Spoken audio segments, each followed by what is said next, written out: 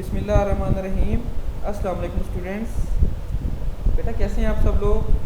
उम्मीद करता हूँ कि आप खैरियत से होंगे। बेटा आज हमारा ऑनलाइन क्लासेस का ये सेकंड लेक्चर है। तो फर्स्ट लेक्चर में हमने बेटा elastic collision in one dimension का टॉपिक डिस्कस किया था।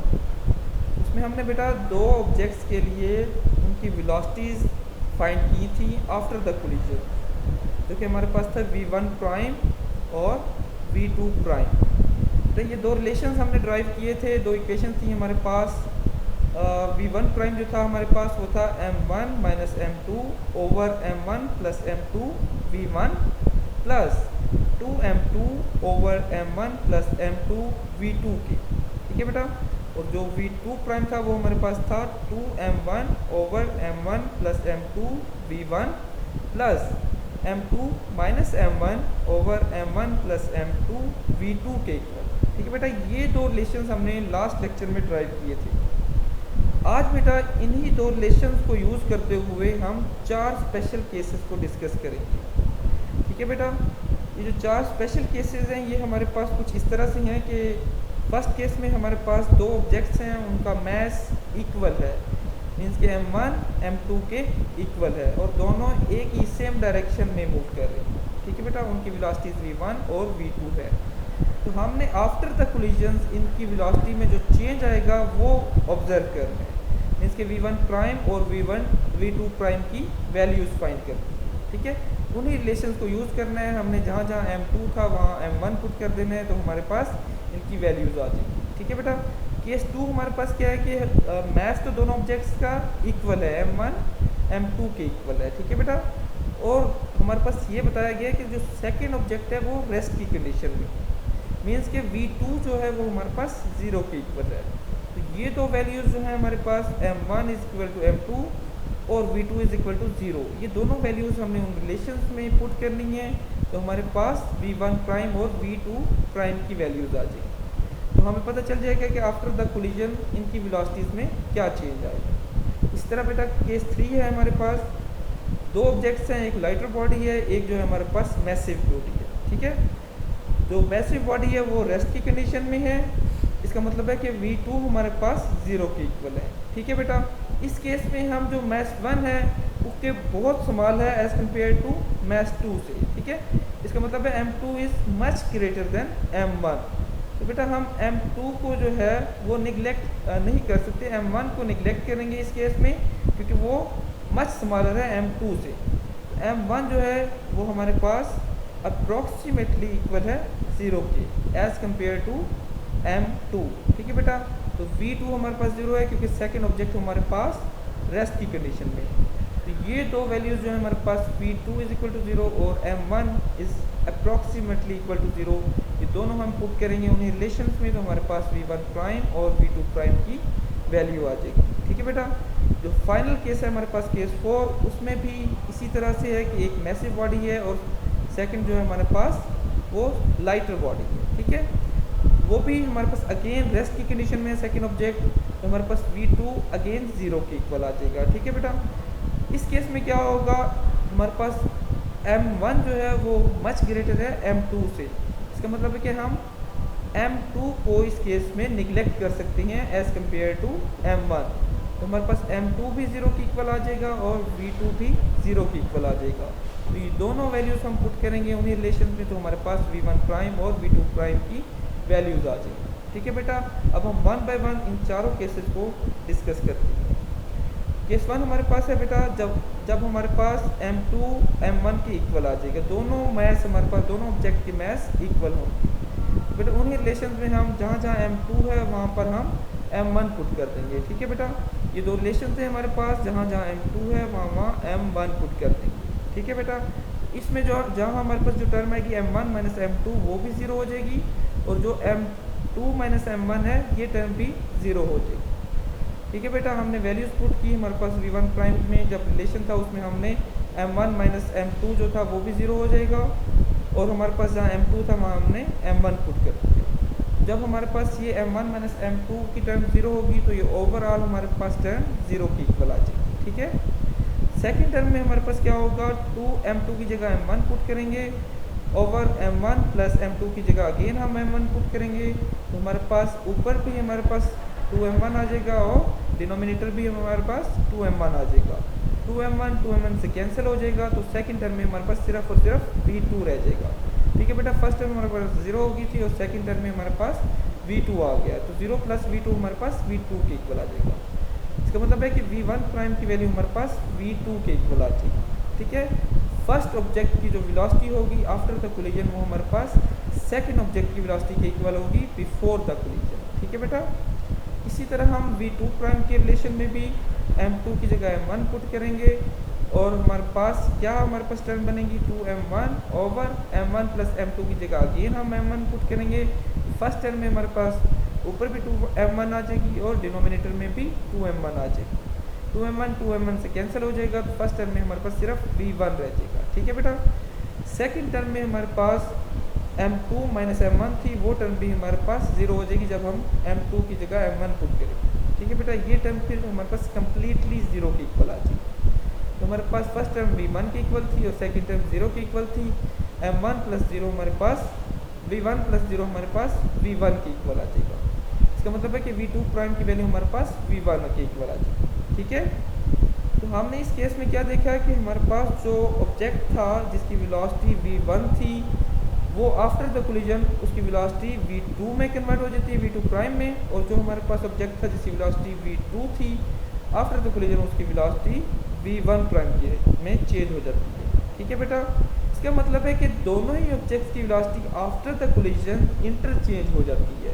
मीन्स के before the collision mess m1 की वेलोसिटी v1 थी, तो आफ्टर द कोलिजन उसकी वेलोसिटी v2 के इक्वल हो जाएगी। ठीक है बेटा, और इसी तरह ऑब्जेक्ट जिसका मैस m2 था उसकी वेलोसिटी पहले v2 थी, आफ्टर द कोलिजन उसकी वेलोसिटी v1 में कन्वर्ट हो जाएगी। ठीक है बेटा, इसका मतलब हमने इस केस 1 में जो हमने रिजल्ट लिया है वो हमारे पास क्या है, if the balls of same masses collides each other they will interchange their velocities after the collision. ठीक है बेटा, अब हम केस 2 को डिस्कस करते हैं।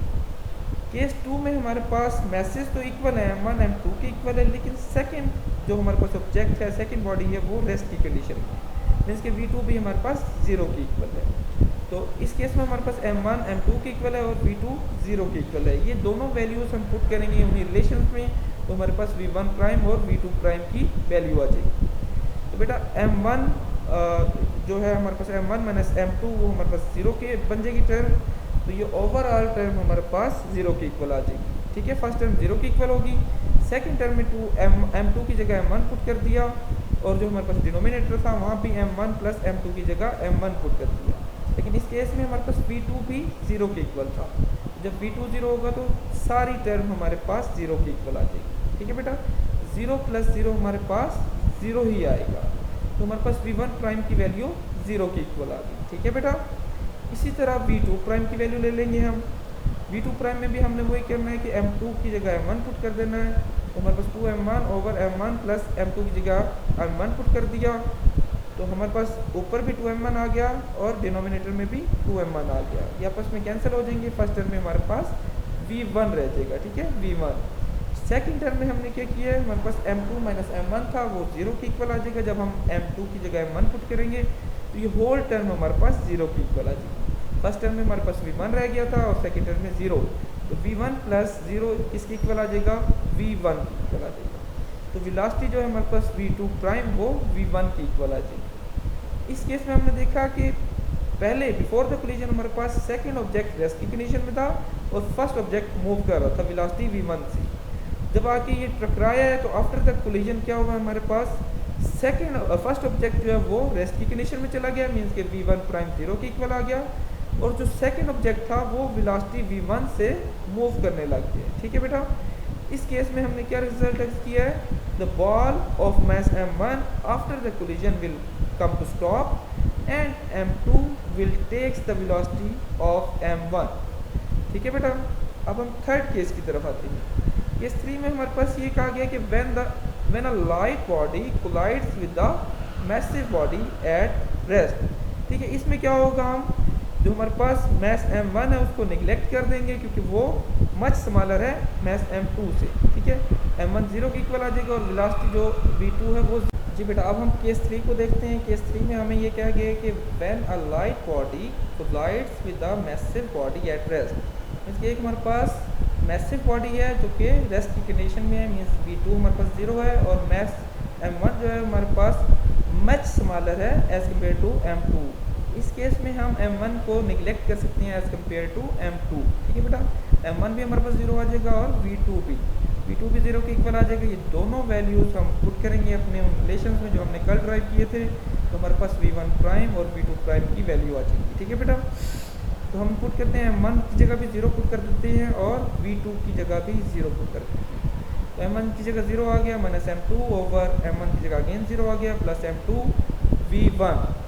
ठीक है, फर्स्ट टर्म में हमारे पास क्या होगा, m2 ओवर m2 आ जाएगा, लेकिन m2 आपस में कैंसिल हो जाएंगे, लेकिन माइनस साइन जो नेगेटिव साइन है वो वेलोसिटी v1 के साथ रहेगा। ठीक है, फर्स्ट टर्म में हमारे पास माइनस v1 रह गया प्लस सेकंड टर्म में क्योंकि v2 हमारे पास 0 है तो पूरी टर्म हमारे पास 0 की इक्वल आ जाएगी। ठीक है बेटा, माइनस v1 प्लस 0 हमारे पास किसकी इक्वल आ जाएगा, माइनस v1 की इक्वल आ जाएगा।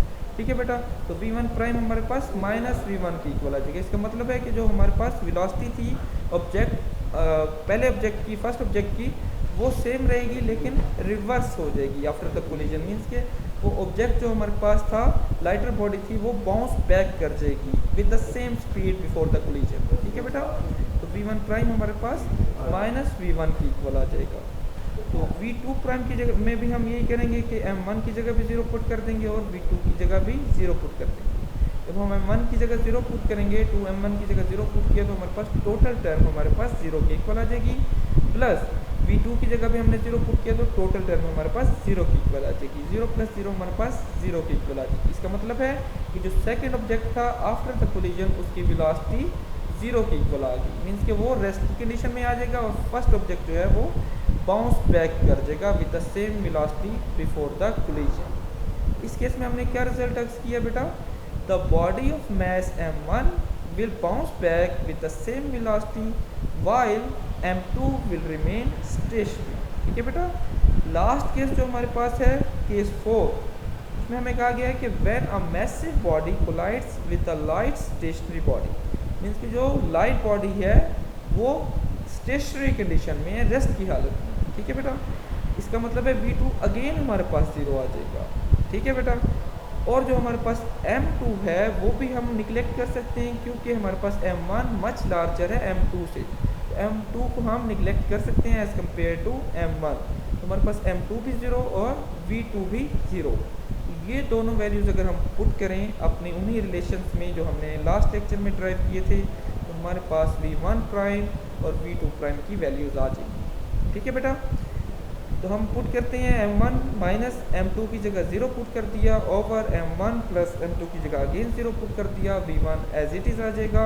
तो फर्स्ट टर्म में हमारे पास m1 ओवर m1 होगा, आपस में कैंसिल हो जाएंगे, तो फर्स्ट टर्म में हमारे पास सिर्फ v1 रह जाएगा। ठीक है, प्लस सेकेंड टर्म में हमारे पास m2 भी 0 है और v2 भी 0 है, तो ये टोटल टर्म हमारे पास 0 के इक्वल आ जाएगी। ठीक है बेटा, तो v1 प्लस 0 हमारे पास v1 की इक्वल आ जाएगा। इसका मतलब है कि v1 प्राइम की वैल्यू हमारे पास v1 की इक्वल है। इसका मतलब है कि हमारे पास जो वेलोसिटी थी फर्स्ट ऑब्जेक्ट की वो सेम रहेगी आफ्टर द कोलिजन भी। ठीक है, जो बिफोर द कोलिजन थी आफ्टर द कोलिजन भी वो सेम वेलोसिटी से मूव करेगा। ठीक है बेटा, v2 प्राइम की वैल्यू भी हम देखते हैं कि हम उसमें अगर v2 और m2 अगर 0 पुट करें रिलेशन में, तो हमारे पास क्या आएगा, 2m1 over m1 plus m2 की जगह हमने 0 पुट कर दिया, v1 एज इट इज़ आ गया, तो 2m1 ओवर m1 m1 से कैंसिल हो जाएगा, तो हमारे पास 2v1 रह जाएगा फर्स्ट टर्म में 2v1। ठीक है, प्लस सेकंड टर्म में हमने m2 की जगह भी 0 पुट कर दिया और v2 की जगह भी 0 पुट कर दिया, तो ये टोटल टर्म हमारे पास 0 की इक्वल आ गई। तो हमारे पास 2v1 प्लस 0 किसकी इक्वल हो गया, 2v1 की इक्वल। इसका मतलब है जो हमारे पास लाइटर बॉडी थी उसकी जो वेलोसिटी होगी आफ्टर द कोलिजन वो 2 टाइम ग्रेटर होगी वेलोसिटी v1 से। ठीक है बेटा, तो रिजल्ट हमारे पास क्या आया, there will be no change in the velocity of massive body. First जो मैसिव बॉडी थी उसकी वेलोसिटी चेंज नहीं होगी आफ्टर द कोलिजन भी, लेकिन and the lighter body will move in forward direction with twice the velocity of incident body. जो before the collision incident body उसकी जो वेलोसिटी थी v1 उससे डबल वेलोसिटी के साथ फॉरवर्ड डायरेक्शन में मूव करेगी lighter body after the collision. तो बेटा ये हमारे पास 4 केसेस थे जिनको हमने 1 बाय 1 स्टडी किया। हमने क्या देखा है कि आफ्टर द कोलिजन उनकी वेलोसिटीज़ में क्या चेंज आता है। ठीक है बेटा, नेक्स्ट लेक्चर में हम इससे रिलेटेड जो हमारे पास एग्जांपल्स हैं या हमारे पास न्यूमेरिकल प्रॉब्लम्स हैं उसको सॉल्व करेंगे। ठीक है बेटा, तब तक के लिए अपना ख्याल रखिएगा। अल्लाह हाफ़िज़।